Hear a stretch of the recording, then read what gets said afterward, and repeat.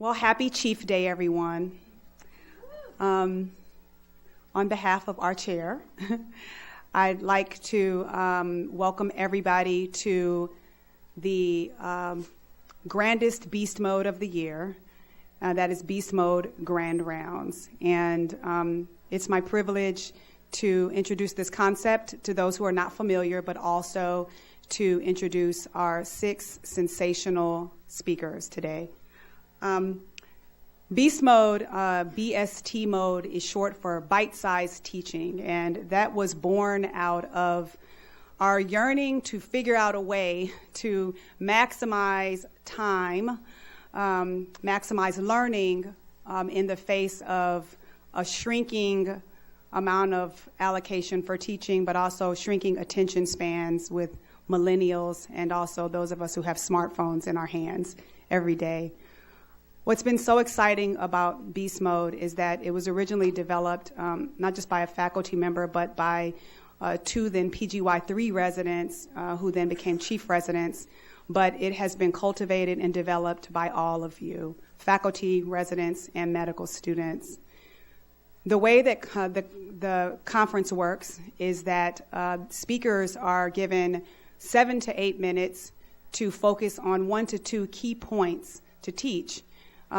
The unique aspect of this also, though, is that every lecture is coached by either a peer or a faculty member, not just on content, but also on those intangibles that make or break lectures: pace, intonation, slide transitions, quirks, all these things that oftentimes we don't have the chance as mentors to go over with the learners. The real zone of development for this, though, has been that not only are our learners growing as teachers, those of us who get the opportunity to coach and participate, we are also growing as teachers and learners by finding a new way to teach and engaging our faculty members at every single level in this unique, fun way to get to know residents, but in a really short, limited amount of time. So just a 30-minute commitment gets us so far. Each speaker speaks in succession with all questions held into the end, and so please don't think we're being rude by ignoring your hand going up, but all of the questions are held into the end.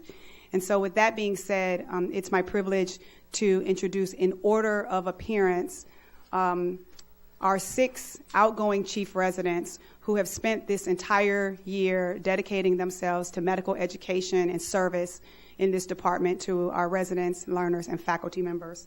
Our first speaker is Dr. Iris Wang.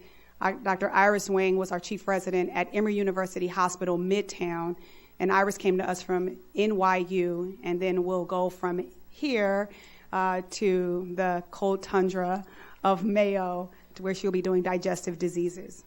Our second speaker is Dr. Anastasia-Stefania Alexopoulos, but we like to call her Steph. Steph came to us from Imperial College in England and will be going off to a little place called Brigham and Women's to do endocrinology. Our next speaker, Dr. Andrew Webster, came to us from Baylor College of Medicine. Andrew was one of our chief residents at Grady Hospital along with Steph, and Andrew will be staying on with us to continue his love affair with infectious diseases. Our next speaker was serving America's heroes as our chief resident at the VA Medical Center, Richard Ramonell. And Rich Ramonell came to us from Florida State, and we are so fortunate to have Rich staying on with us in pulmonary and critical care as a fellow. Almost last. Our next speaker, Katie Lohmann. Katie came to us from Mercer University School of Medicine, and Katie was our ambulatory care chief and will be moving on to a leadership position in Rome, Georgia, as the associate program director for the MCG's internal medicine residency program at Redmond Regional Hospital, where she will continue the work that she's been doing here and bring those great ideas there. And pulling up the rear is Jeff Hedley, who served as our amazing chief resident here at Emory University Hospital. Dr. Hedley came to us from Eastern Virginia Medical Center, and he will be joining the awesome LeBron James fans in Cleveland, Ohio, at the Cleveland Clinic, where he will be doing cardiology. So without further ado, I'd like to introduce our first speaker, Dr. Iris Wang.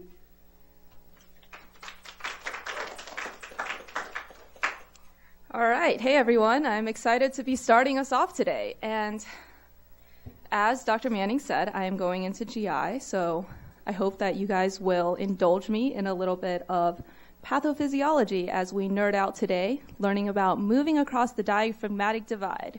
And I'm going to be talking about actually lung diseases in the cirrhotic. I know some of you are thinking, why in the world would I ever need to know about this? But let me tell you, in the last 10 years, there were approximately 1 million ED visits for cirrhosis-related complications in the United States. Studies have shown that approximately 88% of cirrhotics have some form of dyspnea. And so when those cirrhotics present to the ED, all 880,000 of them, you can bet they're going to be consulting cardiology, pulmonary, maybe even rheumatology to work up why are they short of breath.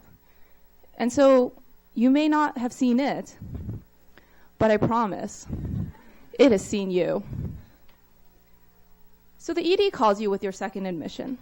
And this is Mr. S, 60 years old, obese, poor dietary lifestyle, sedentary, chronic alcohol abuse. Familiar. He tells you that recently he turned this obnoxious shade of yellow, and his PCP then diagnosed him with cirrhosis. And now he's short of breath. He tells you, Doc, recently, my abdomen has just been getting bigger and bigger and bigger. And you're like, dude, you're just fat. You're deconditioned. That's why you can't breathe. But is it really just that, or should we maybe be moving beyond that? So today I'd like to give you this short little acronym of MBBS of how these 4 different mechanisms can cause cirrhotics to have lung disease: mechanical, osmotic, vasodilation, and inflammatory. Before we start with the mechanical, let's just quickly refresh how we breathe. In order to take a breath in, the diaphragm has to contract, moving down into the abdomen and increasing space in the lungs and negative pressure, pulling air in. The normal abdominal pressure that your diaphragm pushes against is about 0 to 5 millimeters mercury. Pretty easy to go down. But the problem is when you have ascites or fat or anything else that might increase the pressure in your abdomen, you can have pressures up to 10 to 15 millimeters, pushing back against your diaphragm and decreasing the airflow into your lungs. In addition to that, studies have shown that patients with end-stage liver disease actually have weakening respiratory muscles, and so they're less able to contract that diaphragm in the first place, further decreasing their ability to move air. Next, for our osmotic mechanism, the hepatic hydrothorax is something that we often talk about in passing. Maybe this is what it is, but do we really know how it works? There are several theories to why the hepatohydrothorax forms. First, cirrhotics have hypoalbuminemia, and so they have decreased colloid pressure throughout all of their vasculature, including their pulmonary veins. This increases fluid leakage throughout into their third spaces and develops a pleural effusion. The second mechanism is azygous vein hypertension. There's systemic pressures that are increased throughout due to the cirrhosis, and this will further increase hydrostatic pressure, pushing out fluid, causing effusion.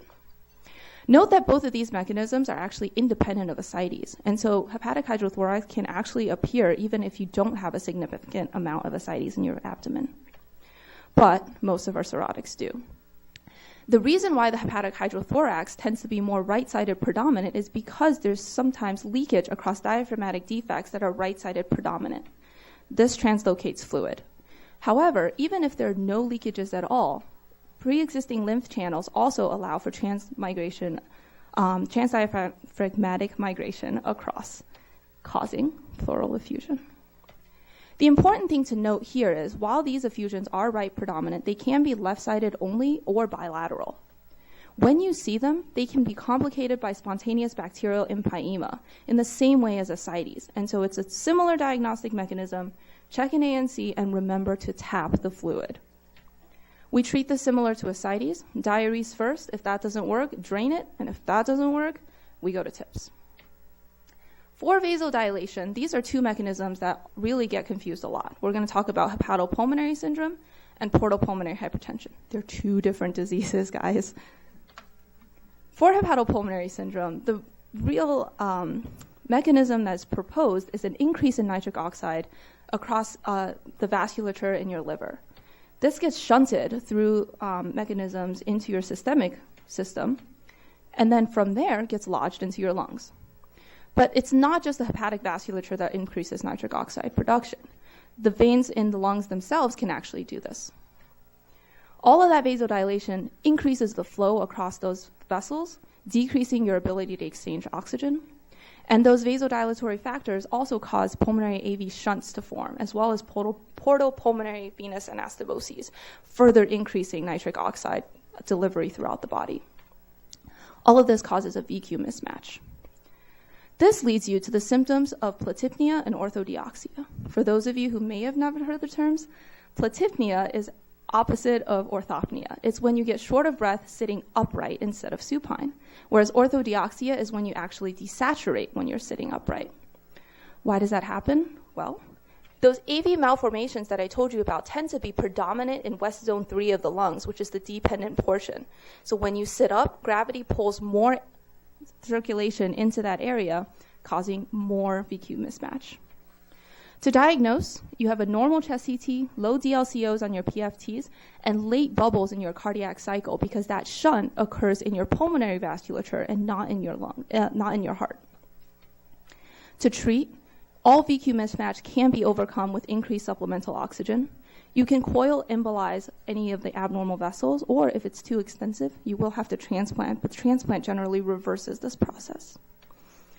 And last but not least, our inflammatory mechanism, portopulmonary hypertension. There's several vasoactive factors that get released in cirrhosis, and through those portopulmonary shunts that we've talked about before, these vasoactive substances don't get cleared by the liver and reach your heart. They then become lodged in your pulmonary vasculature. In addition to that, increased pressures across our systems further increases flow across your pulmonary vasculatures. This causes shear stress. The shearing stress, in addition to your vasodilation, causes a lot of intimal changes and something that histologically appears very similar to idiopathic pulmonary hypertension.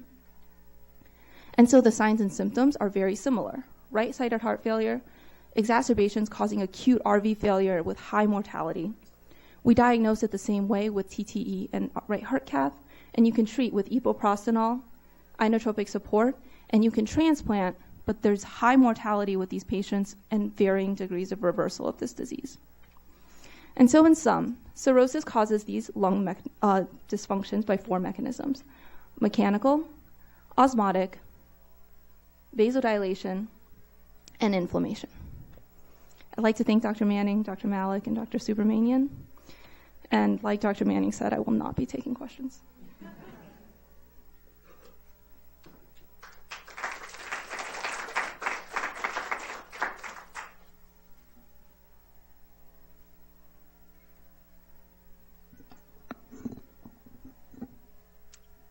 All right. Good afternoon, everyone. When my PowerPoint, oh, there we go. Okay, perfect. All right. They say curiosity killed the cat, but did it? Now that my chief residency has come to an end, I've been very reflective about the reasons I went into medicine to begin with, my experiences during residency, chief residency, all the great conferences we've had and the topics that we've learned about. But it got me thinking, what is the driving force behind all of these things that we do? Why do we sit in a room together like this, listening to each other? Why do we take the time to listen to patient stories? And why do we conduct research? The entire basis of everything that we do in medicine is curiosity, and that's what I'm going to talk about for the next 7 minutes. I'd be remiss to talk about curiosity without mentioning Dr. Faith Fitzgerald, which many of you may be aware of. She is a fantastic clinician educator, master clinician at UC Davis, and an amazing storyteller. She's talked a lot about this topic and also written about it, and this is a great piece that I highly recommend for everyone to read on being a doctor. And I want to share one piece from this story which I found really great and memorable. She talked about a time when she was trying to convince all of her residents that every single patient on the list is very interesting. And so her patients brought forth to her what they perceived as the most dull patient they could find, someone admitted for placement. And Dr. Fitzgerald tried really hard, questioned, spent a long time with this patient trying to figure out something exciting. And she was trying. Eventually, she got quite desperate. I can't find anything. Eventually, she asked the patient, have you ever been hospitalized, even once? And she said, well, yeah, once I've been hospitalized for a broken arm. Why? Because a steamer trunk hit my arm. Well, why did that happen? How did that happen? Well, I was on a boat carrying me from to America, and it hit an iceberg. And then the boat lurched, and then the steamer truck hit my arm, and I broke. And that patient was on the Titanic. And this patient was a survivor of the Titanic. And all of a sudden, the patient that everyone perceived as the most boring patient on the list was all of a sudden the most exciting patient in the entire hospital. And that's what curiosity does for us. It changes the way we view things. It gets us excited, and it allows us to engage in a lifelong learning process. Why am I talking about that today? I think curiosity is in danger, and I think there are inherent aspects of medicine, although unintended, that can act as barriers, and we have to be fighting against those. Overconfidence is number one. Many times we feel as though we are expected to exude an air of confidence, to feel very certain of ourselves. And in many cases, we're just scared to ask questions because we're afraid that we're going to sound stupid or someone's going to be judging us. But it's those questions, it's those moments where you put yourself out there and that you're learning, and you may be vulnerable in those moments, but those are the moments that you learn the most. Number two, facts. There are a lot of facts in medicine. It's a very content-heavy field, as we all know, and especially leading up to those exams or those deadlines for abstracts. We're starting to cram a lot of knowledge into our brains, and we shift from prioritizing thought process and clinical reasoning to a more memorization-based learning. Finally, everything's moving super fast in medicine. Everything's changing. The day goes by so fast. And if we're not very intentional about protecting some time to force ourselves to think and go through this curiosity process, it won't happen. What do we have to gain through being curious? Well, as I just mentioned to you, there are barriers we have to fight against, and so what's the point? I mean, you might just find yourself putting yourself out there and getting stuck like this cat in the box, although it's adorable. But there are a lot of great reasons, amazing discoveries, innovations that we have that are direct results of human curiosity, from the invention of the light bulb, telephone, to discovering the DNA, helix, and so on, and zippers, of course. And so, but you may be asking yourself, Steph, between every week that I'm coming up with some groundbreaking research, how does it affect my everyday? And I'll say that it's very important in our everyday. So for one, your interaction with patients. What is the first thing you do when you see a patient? You ask them questions. You're asking them, why are they here? What are their symptoms? How long have they been going on for? And this inquisitiveness that we approach patients with forms the entire basis of our relationship with them, so we can piece together the story and so that we can figure out what's going on and treat them to the best of our abilities. How do patients perceive respectful curiosity? Well, I can guarantee you they perceive it as a physician being very invested in their care. Gosh, that doctor asked me a lot of questions. They spent some time with me. They must really care about what's going on with me to help fix my problem. If you're not convinced by everything I said so far, what does curiosity do for you as a physician or an individual? I'll try to convince you this way. There have been a number of studies looking at the direct effects of curiosity on the brain, and this study is one of them, interesting study from 2014, which looked at functional MRI imaging and the effects of curiosity on various areas of the brain. A couple of interesting findings. They found that being curious improves learning and retention of information, but not just about the information you were curious about. It puts the brain in a state that is very receptive and open to learning and retaining all types of information. It stimulates reward areas of the brain. So it feels good to be curious and to satisfy that curiosity, and that continues to motivate you to be curious. And finally, the hippocampal area is quite active when you're curious, and so you're forming new memories. And so this kind of plays into, again, the retention of information. And this is both medicine and outside of medicine. There's some really great benefits for memory on the brain.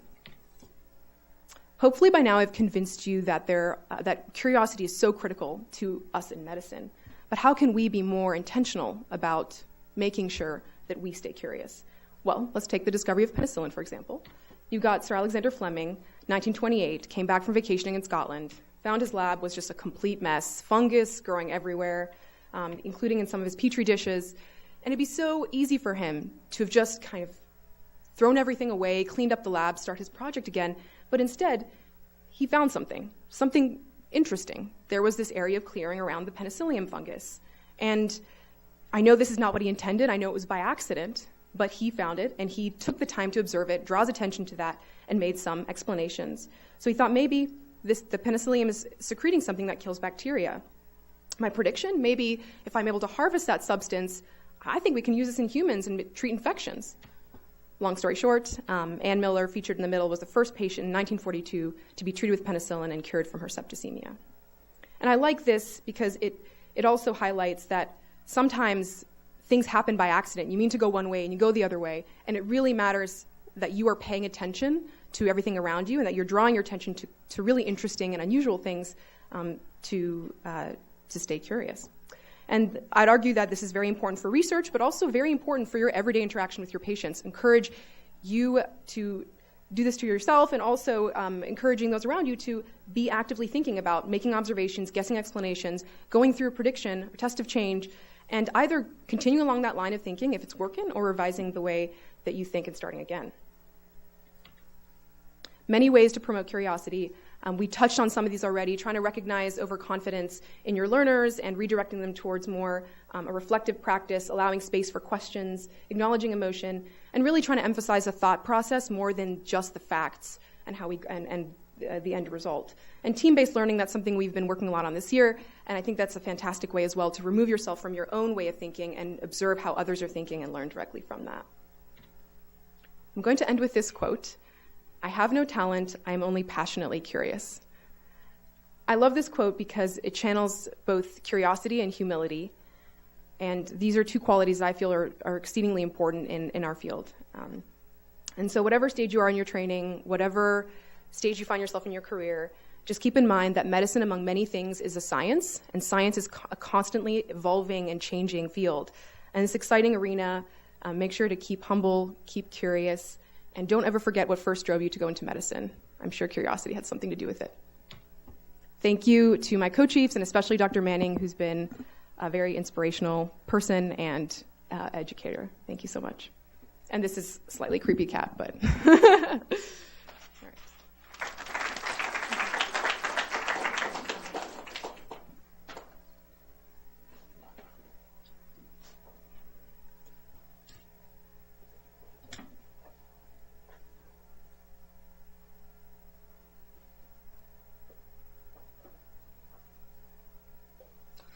All right, so I'm very excited to be here today, and it's no longer winter is coming, although Game of Thrones is returning soon, but it is now summer is coming. And with summer comes some considerations that I want to talk to you about today. There are a couple diagnoses that you don't want to miss this summer, and I want to talk to you about them today. So you're in the clinic, and you have a 61-year-old male. He's on vacation at Lake Lanier with his wife. He's having a good time. He comes to see you and says, "Hey, about 4 days ago, I developed fever, headache, muscle aches, just really feeling crummy." And you're thinking, well, it's not December, so I'm not really thinking flu, so what's really going on? And he says, well, I walked into this walk-in clinic, not Emory affiliated, and they said, oh, you have some viral illness, and said, take some Tylenol, things should get better. And he said, well, that's great. I took some Tylenol, but I didn't really get better. And then today I saw this. And he says, it's on my ankles, it's around my wrists. And he says, Doc, is this from that virus I have? And it's a good question, but what's more important is the answer, because if you don't treat this patient for what he has in the next 24 hours, you're going to put him at risk for increased mortality. Okay? And what we're going to be talking about next is Rocky Mountain spotted fever. Now, I know what some of you are thinking. I'm in medicine now. It's been a while since I looked at geography, but it's fairly basic to say that these are the Rocky Mountains. This is Atlanta. How does my patient have Rocky Mountain spotted fever? Well, really you just have to follow the ticks. So as I'm sure all of you remember from medical school, Rocky Mountain spotted fever is a tick-borne illness. And when Howard Ricketts first discovered the organism that causes Rocky Mountain spotted fever, which bears his name now, Rickettsia rickettsii, he was actually in Montana studying the illness. And at that point, there was an endemic Rocky Mountain wood tick, which was spreading the organism. However, we now know that a lot of the cases, in fact, a majority are actually in the south and eastern parts of the United States and are spread by a similar vector, which is the American dog tick. So while the initial name was given by the region where the initial vector was discovered, we now know that there's a second vector in our neck of the woods that we need to be worried about. Now, as you can see from that map, ticks are really everywhere. And how many people here have been bitten by a tick before? So quite a few. And I would now actually argue that it's probably even more than the people who raise their hands. Because they look at a study for Rocky Mountain spotted fever, about a third of patients may not recall their tick exposure. And that's really important because when we think of some tick-borne illnesses like tick-borne paralysis or Lyme disease, we kind of remember hearing that, hey, if the tick's not attached to you for like 3 days, if you don't find a fat, happy tick, like you don't need to worry about it. But that's not the case with Rocky Mountain spotted fever. The disease can be transmitted during a single feed over a course of 6 to 8 hours. And so you're saying, okay, well, if a tick's feeding on me for 6 to 8 hours, I may know. But actually tick bites are painless. And if you look at the size of ticks compared to a dime, even the adults are really small. So this is the American dog tick, or the one that transmits Rocky Mountain spotted fever. And you can see the adults next to the size of the dime are very small. And if you look to the right of the adults at the nymph stage, that can also transmit disease, but that thing is tiny. There's no way you're seeing that. And in addition, the parts of the body that are usually exposed for ticks are going to be covered in hair. There may be loose clothing. You may just miss it. I don't want you to be rash to dismiss this diagnosis, okay? I know. So 90% of patients who have Rocky Mountain spotted fever will develop a rash by around day 5 of illness. However, a lot of patients will present for care before day 5 because they're feeling really bad with this abrupt onset of their fever, myalgias, and just general malaise. And so you can't dismiss the diagnosis just because they don't have the rash. Now, when they do develop the rash by about day 5 of illness, it's a blanching erythematous macular rash that first appears on the wrist and ankles. And I'm sure many of you remember there are only a few diseases which cause rashes on the palms and soles. I'm not going to talk about the other one today, but for a Rocky Mountain spotted fever, that's a late manifestation of the disease. And if you wait until you see that, you've waited too long. You need to be treating before you see that. So the labs may lead you in the right direction, and as is common with a lot of rickettsial diseases, thrombocytopenia, elevations in the transaminases are common, but something that may point you more towards Rocky Mountain spotted fever would be hyponatremia, and that's because rickettsia preferentially infects and has tropism for vascular endothelial cells, and so it can cause endovascular leak, which causes ADH release and can lead to hyponatremia. The most important thing I'm going to tell you today is this slide. If you think about Rocky Mountain spotted fever, treat Rocky Mountain spotted fever. If you start treatment on or after day 5 of illness, the risk of mortality increases, and that's been shown out both in children and in adult populations. So if you're thinking it's a possibility, if they're from an endemic area, which we are, if it's the right time of year, which it is, and you're out doing something fun, which I know we all will be, you're going to be at risk, so keep it in mind. So his wife comes in next and says, hey, that was, pretty great, and I'm glad you found that, and we're treating it with oxycycline, everything's getting better. It's funny, because I've had the same symptoms for about a week, and I was, just in Lake Lanier, things were going great. And she's like, when my husband went and got blood work, I decided to get some done too. And you note that she does have the thrombocytopenia, but she's also got leukopenia. And she says, I got no rash whatsoever. Now, I know you're all very astute, and you all remember from when you were taught the last time about Rocky Mountain spotted fever. And it is appropriate to consider that. But you're thinking, well, 90% of patients will have the rash by day 5. Leukopenia is not something I typically associate with that. Is there something else that could be going on? And at that time, your phone rings, very fortuitously for this talk, and the lab says, hey, this smear looks kind of funny.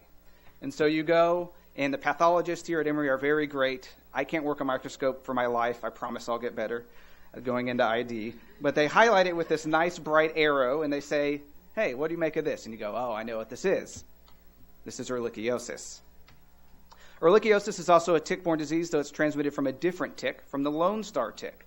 But if you look at the distribution of the Lone Star tick, you can see it overlaps very much with the American dog tick that we just talked about. So another important point is that when you're out in the woods, you're out hiking, you're being exposed to multiple different tick species, all of which will carry different diseases. So if your patient finds a tick on them and they bring the tick in, you might be able to identify the tick, and that can help your pretest probability for what diseases do I need to be worried about here. Now again, like we talked about, thrombocytopenia, transaminitis, those are common to see in rickettsial diseases. But when you're thinking of ehrlichiosis, you want to think of leukopenia. Now, some smears may save time. You would be very lucky in this case. Only about 10% of smears will end up showing morula, which is what's shown on this slide, in a monocyte, which are inclusion bodies. Now, there is a very similar disease entity, which we don't see as much in Georgia. It's a little bit further north, which is anaplasmosis, and it's more common to see the morula. But in about 10% of cases, you'll see them in ehrlichiosis. Now, don't doubt the doxy. If you're thinking about ehrlichiosis, there's a lot of overlap with the syndromes with Rocky Mountain spotted fever. So if you're thinking ehrlichiosis, you should probably be thinking Rocky Mountain spotted fever. And if you're thinking Rocky Mountain spotted fever, you need to be treating them. So here are the take-home. Summertime is coming, tick exposures are going to happen, and they may go unrecognized. You can find clues to which diagnosis you need to consider based on which tick bit the patient. So if they have it, ask them to bring it in. Most patients with Rocky Mountain spotted fever will present for care before the development of the rash. So if you don't see the rash, don't drop it off your differential, and you may need to start treatment at that time because delaying treatment increases mortality. Absence of a rash and leukopenia may need to prompt you to consider ehrlichiosis, and you can look at the Buffy coat smear and make a rockstar diagnosis on rounds about 10% of the time. So thanks to my co-chiefs, to Dr. Manning, to Emory in general, and thank you very much.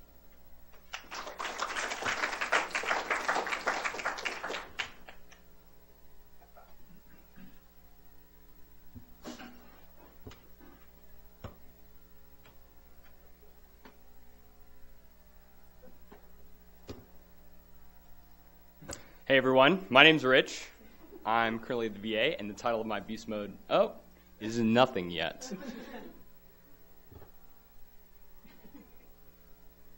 There we go. Is Orange is the New Black Death. So because this is grand rounds, let's start with a case. A 91-year-old male United States Army veteran presents to your clinic for routine evaluation. He enlisted in 1941 and achieved the rank of Captain America. He's served in every major U.S. conflict since World War II, and because a veteran comes into your clinic, you do a thorough exposure history. And he endorses exposure to Agent Orange while serving our country in Vietnam. He then proceeds to ask you, Doc, what am I at risk for? And should I be screened for anything? How many of you have had a patient like this coming through the VA? How many of you have known exactly what to say because you know everything about Agent Orange?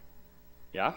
So today we're going to hopefully answer that question, but at the risk of having you all walk out of my lecture prematurely, the answer to the question is there's currently no screening recommendations for exposure to Agent Orange, and this will not immediately change for management. But the importance is you need to understand why this particular exposure, A, is so controversial, and B, can predispose veterans for additional illnesses. So by the end of this talk, you'll be able to describe the history, composition, and use of Agent Orange and understand the risks to veterans who've been exposed to this compound. So, Agent Orange, or its precursor, was developed at the end of World War II. At that time, the herbicide was designed to be used in either the Pacific or European theater. Fortunately, the war ended before it could be used, and it was actually first used in the British-Malayan conflict in the 1950s. It was so effective in that conflict that when the United States entered World War II, and they realized the amount of jungle combat that would be necessary, they decided to use it against jungle fortifications of the Viet Cong and against their agriculture. So between 1962 and 1971, under the code name Operation Ranch Hand, the United States began using the rainbow herbicides, so called because of this colored stripe across the 55-gallon drum in which each agent was stored. Agent Orange was the most widely used and most effective herbicide, and as we all know, it's currently the most vilified of all the rainbow herbicides. One of the many reasons that Agent Orange is so controversial is because of its chemical composition. This compound, which I won't read to you, is called 2,4,5-T, and the chemical synthesis of this active ingredient of the herbicide Agent Orange results in small quantities of production of another very long chemical name, which we will call TCDD. TCDD, at the time it was used, was known in non-veteran populations to be both a carcinogen and a teratogen. So as you can imagine, in a very unpopular war, the realization that veterans were potentially being exposed to a toxin that the United States was using was very controversial and led to the first congressional hearing about veteran exposure to Agent Orange in April 1970. These controversies, hearings, and protests eventually led to the Agent Orange Act being signed into law in 1991, which expanded Agent Orange protection for veterans at your friendly VA medical center, and also mandated the National Academy of Sciences and Institute of Medicine to create a report about the science behind exposures. The first iteration was completed in 1994, and it's been done every 2 years since. So what does the science tell us about this? Well, first, we know that between 17 and 19 million barrels of Agent Orange were dumped on Vietnam during the 1962 and 1971. They actually covered about the land area of the state of Connecticut.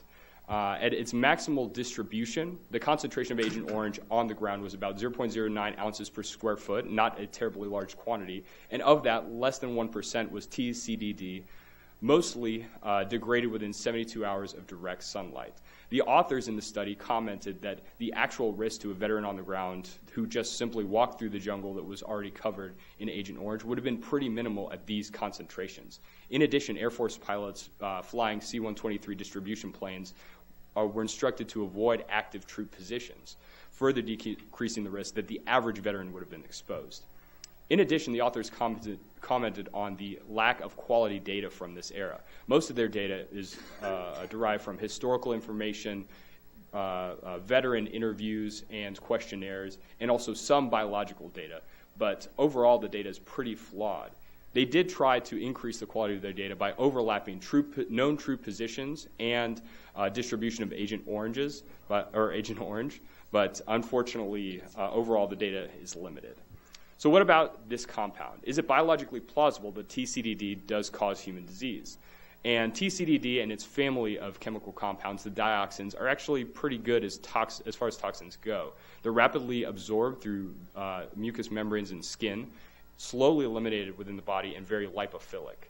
So in addition, TCDD also has multiple mechanisms of action for toxicity within humans, and when administered, causes a multi-organ dysfunction syndrome. In addition, we already discussed that it's a carcinogen and a teratogen.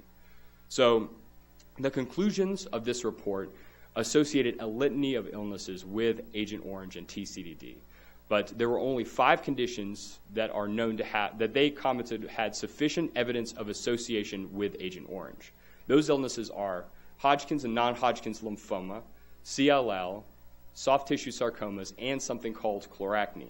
Chloracne is a fulminant acneiform rash which affects the face, axilla, and groin. Here you can see it in a Ukrainian politician, Viktor Yushchenko, who was poisoned with TCDD at 50,000 times the average concentration that a U.S. veteran would have experienced being on the ground in Vietnam. He unfortunately developed severe chloracne. This is him before the poisoning, immediately following, and I believe this is from 2008. So what's the bottom line? To use the current vernacular, Agent Orange is a bad hombre. The data is limited, but TCDD is associated with human illnesses, and it's biologically plausible that this and some of the active ingredients within Agent Orange cause human illness. However, despite that data, there's no current screening recommendations for veterans who endorse exposure to Agent Orange. So what does that mean for Captain America over here? Well, if he's coming in, if he's got massive lymphadenopathy, weight loss, and leukocytosis, you should consider Hodgkin's, non-Hodgkin's lymphoma, or CLL in a patient who has a history of Agent Orange exposure. However, if he's doing otherwise well, healthy, you can give him reassurance that even if he served in Vietnam and was exposed to small amounts of Agent Orange, that doesn't necessarily mean he's going to develop one of those illnesses. Most importantly, whenever you come to my hospital, make sure that you learn about the service history of your veterans, learn about their unique exposures and illnesses associated with those exposures. I'd like to thank America, our veterans, Drs. Manning and Smith, and my co-chiefs. Any questions?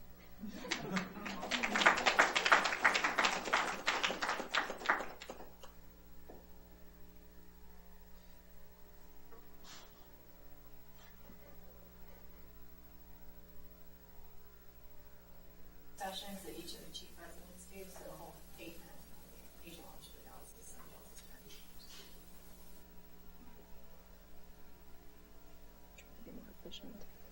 Good afternoon, everybody. I'm delighted to be here. It is difficult, as always, to follow the one and only Richard Ramonell, much less all of my other co-chiefs. So we're going to take it down for a minute here, and we're going to talk about the soul, but more specifically, the visceral soul, the tangible, the nitty-gritty. So window to the visceral soul. We are all fortunate to be members of a profession as internal medicine doctors that highly prizes observation and touch, right, when we are dealing with our patients on a daily basis. What's the first thing that you do when you go in to see a patient? Well, be it in the hospital or even in your continuity clinic where you're going into the office, you shake their hand. Then you sit down, you have a conversation with them, and as you're sitting there, your hands are resting on the desk together. The last thing you do, I might remind you, is also shake their hands. So that being said, a plethora of information can be learned just from that simple interaction before a physical exam is ever done. So let's open that treasure trove. We're going to do a few cases. What can these phalanges tell us? So here we have a 59-year-old gentleman. He's coming to see you in, yes, that's right, your continuity clinic, my favorite place. He has a history, and he's saying, Doc, my wrists, they are killing me. The small joints, they're so painful. They're red. I'm taking the goodies powder. I'm rubbing alcohol on it. It just is not helping me, unfortunately. And I've even tried Tylenol. He also has a smoking history, and he tells me his mom had sort of some non-specific arthritis in the past. So we look here at his picture on his physical exam, and we notice he has something that we see pretty commonly. He's got clubbing. The Hippocratic fingers is another name for it. It turns out, interestingly, as a medical aside, this was the first physical exam finding that was ever described in the medical literature 2,500 years ago by Hippocrates himself. Now, in clinic, when we're looking at people, we use the usual Shamroth sign, which is actually pretty well validated in the literature. And we look for that little window there that you see between the cuticle beds. And then with clubbing, we have a complete loss of that angle, which indicates collagen vascular changes of the DIP. Let's just disperse one thing first, though. The medical myth is it's just COPD, right? No, it is not COPD. It is not even associated with COPD even when you have proven hypoxemia in your patient. What is it associated with? Well, a multitude of things, of course. There's a very broad differential, and we got to keep all these things in our mind when we see this on physical exam. So interstitial lung disease, most commonly idiopathic pulmonary fibrosis. We also have to think about any kind of lung malignancies, such as bronchogenic adenocarcinoma or other adenocarcinomas, non-small cell, anything infectious, such as HIV, endocarditis, or empyema, which incidentally is what Hippocrates described more than a millennia ago. Bronchiectasis, cirrhosis, or systemic inflammatory diseases like celiac, IBD, and then certainly anything like congenital heart disease that affects the shunting of blood in both the pulmonary vasculature as well as in the periphery. So let's build on that a little bit. Now we've got a couple of pictures here. Here's a gentleman's hands. He has clearly the classic clubbing, but it also looks like he's got some red and erythematous DIPs, probably painful. He's got small joint pain, like our patient, as well as the clubbing. This is a diagnosis of hypertrophic pulmonary osteoarthropathy, yet another mouthful, but we'll use an acronym because we're internists, HPO. Something else that's very common in that is the double line sign that you see there on the x-ray. That's periostosis, or bony depositions in the tubular long bones, which is also pathognomonic for HPO. So let's talk about that just for a minute. Who's affected by this? Why do I want you to know this? Well, it turns out if you see this on physical exam in your clinic patients, 30% of these people with these physical findings, doc, my joints hurt, and also there's clubbing that you note, have cancer. It's more common in women, and we also know it's more common in adenocarcinoma of the lung, as well as non-small cell. Unfortunately, this is our patient's x-ray. He had a right upper lobe adeno. How do we diagnose this? Well, the gold standard is bone scintigraphy, and then if we take a look at here, we've got an image of an FDG gravid hands, particularly where you see the periostosis that I mentioned is pathognomonic for it in the tubular bones. So the long bones is where you see it, and also the small joint spaces. The board question is, however, on workup, all of your autoimmune, you might think it was rheumatoid arthritis when he first comes in, because that's what it usually might be. They are normal, so keep that in mind. What else can these fingers tell us? Okay, we got a new one, 48-year-old male. He's got polysubstance abuse, and he's got maybe some frothy urine and some frequency. Well, we can see here there's some new transverse light lines if you look closely at the nail bed. These are called Merkey's lines. It's a little bit clearer here. They're usually in the 2nd through the 4th digits, and they're blanching when they're compressed. What should we be thinking about in this patient as they're sitting there chatting with us? Nephrotic syndrome is actually the most common thing, so perhaps that's a slam dunk diagnosis without even having done a UA, or at least we can put it higher on our differential. Hypoalbuminemia, any kind of malnutrition, also shows up in glomerulonephritis as well. Interestingly, once this is treated, it's absolutely reversible, so the manifestation of it on physical exam reverses itself. Let's do another. Okay. We've got, for us, a pediatric patient at 42 years young. She's got a history of shortness of breath, orthopnea. She's got lower extremity swelling. Unfortunately, she already has coronary artery disease. So we see here the lunula, which is the little half moon that we see at the top of our nails, has been completely destroyed here. and she has just white all the way down to the end of her DIP where you just see the nail bed, which remains as a small pink line. This is, of course, our beloved Terry's nails, which was also described in the literature by our own H.K. Walker. So what should we be thinking about here? Systemic causes. So there's something systemic going on. Congestive heart failure is a high correlation, cirrhosis, adult onset diabetes, and, of course, sometimes malignancies. Why I want you to know this is in our pediatric, quote-unquote, patients for us, it's a harbinger of these systemic diseases. So perhaps she was there for a wellness visit, and you find that she's got these Terry's nails. It is potentially indicative of the fact that she's got new onset diabetes. All right, last one. We got a 55-year-old gentleman. He's coming in. Yeah, he has a remote history of IV drug abuse, but really now he just likes to garden. He's retired. And unfortunately, he's got blisters on his hand. They've been coming and going, and finally, he's reluctant, but he's come to the physician because they're just really bothering him. So this is what his hands look like. This, of course, and I know you all know this because you're brilliant internists, porphyria cutanea tarda, right? So a blistering of the dorsum of the hands. And why do I want you to particularly pick this up? Because this has a very high correlation with preventative hepatitis C. So the majority of patients actually do have this. Alcohol abuse should also be screened for, as well as familial hemochromatosis. It also is associated with hypertrichosis. So if you see somebody with hair on the face and they've got bulla, you can think, yes, I got it, brilliant, diagnosis done. I know they've got PCT, they need to be screened for HCV. The detection and the technical way to diagnose it, of course, is skin biopsy, and we know we will see elevated uroporphyrin as well. So, in summary, what have we talked about? We've learned a few things that we can see into the systemic world just by looking at the hands. We've got clubbing and HPO. We need to do some cancer screening with them. Merke's lines, there's a hypoalbuminemic state, potentially some renal disease going on, depending on their presentation and the story they tell you. Terry's nails, there's a systemic illness, particularly in our younger patients, that we need to be screening for. And with PCT, they need their hepatitis C screening, as well as thinking about some liver disease. So I would say, not only does a handshake reassure our patients in terms of touching them and describing ourselves as their explicit physician, but also can tell us so much about what's going on in the systemic inner world. Thanks, guys. The more you know.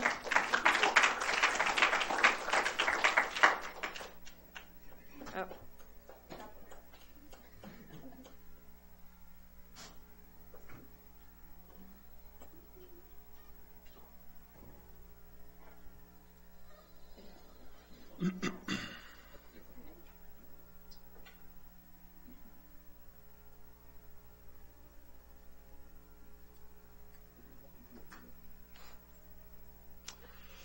All right, the imposter syndrome.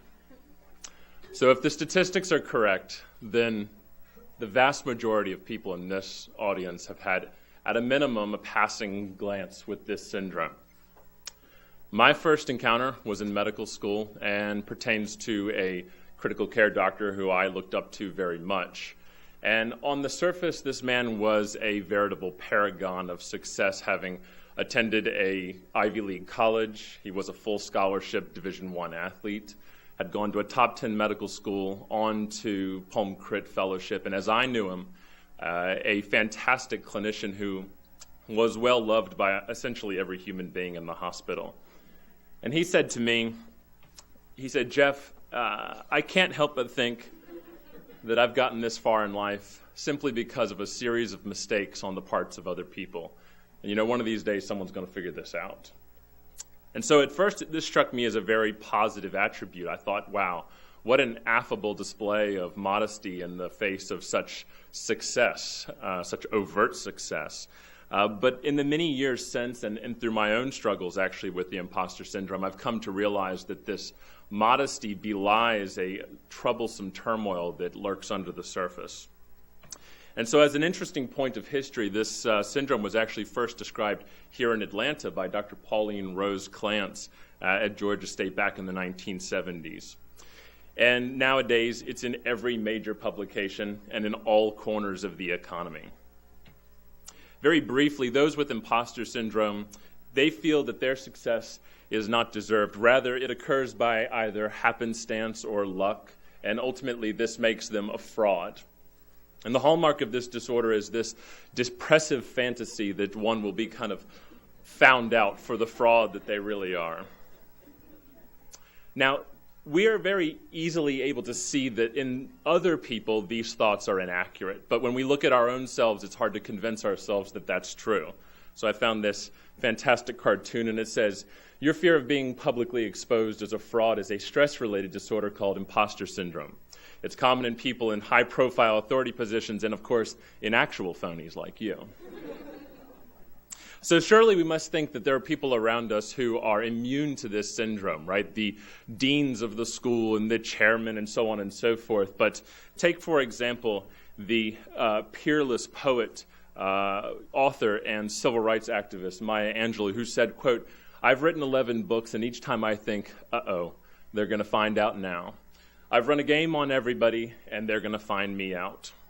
Or surely one of the greatest minds we've ever encountered who said, quote, the exaggerated esteem in which my life work is held makes me very ill at ease. I feel compelled to think of myself as an involuntary swindler. Okay, so where does this come from? And yes, we do have to talk a little about this man. So Freud said there is the ego ideal and there is the ego. The ego ideal is the person who we believe we should be, and the ego takes into account some real-world input and creates a more realistic version of ourselves. However, in imposter syndrome, the ego ideal is often a very unrealistic and grandiose image of oneself, and the ego is conversely a very similarly inaccurate version of ourselves, but in the opposite direction. And so this disconnect sets up the tension that is the disorder. And so why does this happen? Well, you can't talk about Freud without bringing good old mommy and daddy into the equation. And so there are lots of theories, and much has been written about parents who are difficult to please or who assigned the wrong labels to children, rewarded the wrong things, or maybe that were just scared to outperform them. But ultimately, what I have read most in the literature is this concept of a lack of psychological maturation. And so what does this look like? Well, so Dr. Clance and colleagues developed this validated diagnostic tool, which in 7 minutes we cannot pay attention to. And so in summary, at the core, that disconnect and that fear of constantly being almost found out creates a near constant anxiety. And that anxiety can give way to very true depression in its most classic forms. I thought what would be interesting is to look and see how does this affect house staff and how does this affect faculty. So in house staff, it is a very well-documented cause of burnout. One of the most common mechanisms for this is the so-called manic defense or workaholism that is created by the syndrome. I myself always thought if I just studied a little bit harder or could maybe publish one more thing that somehow I'd stave off the inevitability of being ultimately found out. You can imagine that in conference, you're not going to raise your hand for the risk of saying something wrong and surely now everyone will know. It creates a very painful perfectionism, and all of this is an absolutely wonderful setup for addiction. In faculty, all of those same things. In addition, when someone is up for a potential promotion or a new leadership position comes about or a new committee, if you don't think that you believe what you already have, why are you going to throw your hat in the ring for even more? It is unlikely. Regarding teaching, as we all know, the act of teaching places us at a very real and vulnerable state. And so I've heard quite a few stories of drawing back from teaching and avoiding such work. So what can we do about it? Well, we're not going to solve this in 7 minutes, but let's take a good example from each one of these different angles, the individual, their peers, and our Department of Medicine. So the individual, both on their own effort and by way of counseling, should learn to monitor this so-called self-talk, these negative thoughts that creep in and affect our self-confidence. Because after all, the person that you talk to most every day is yourself. And for those who are more interested, there are some wonderful TED Talks available online to review. Regarding our peers, I truly don't think we do a good enough job in medicine of building up those around us. And what's important about that is it has to be verbal encouragement, not simply the old 1 to 5. Maybe that's not entirely sufficient. And I do actually think that it's okay to acknowledge this internal disconnect that people have. It's okay to say to them, I know you don't feel this way about yourself, but we do. And on the department level, when that new position or promotion becomes available, again, they're not going to throw their hats in the ring, so maybe we should go to leadership and say, you know who would be absolutely perfect for this? Or go straight to the person themselves and say, I know you don't think so, but you'd be absolutely ideal for this position. And so one thing I was struck most in putting together this talk was this very common sentiment that somehow the imposter syndrome was mostly in women or minorities. And while that is actually very true and all too common, and the influences there are both nuanced and complex, this spares no one. And so I would hope that we don't overlook our male colleagues as well. And the last thing I'll leave you with is this wonderful paper from the New England Journal, not too long ago. I think everyone should read it. I recommend it very highly. And that's it. So I want to thank Dr. Rick Gilkey, who is a professor in the business school, a world-renowned expert in the field, as well as Drs. Armstrong, Law, and Manning for their wonderful insight and help putting together this talk.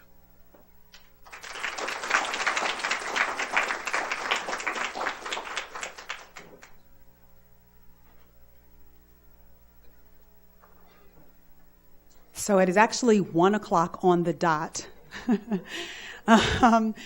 However, I'd first just like to give one more round of applause for our 6 fantastic Chief Resident speakers. And can we still 3 minutes for questions? Awesome. The chair said yes, which means yes. And so I'd like to bring our 6 speakers forward for questions. We had Iris Wang, Steph Alexopoulos, Andrew Webster, Rich Ramonell, Katie Lohmann, and the one and only Jeff Hedley. What questions do you have for our speakers?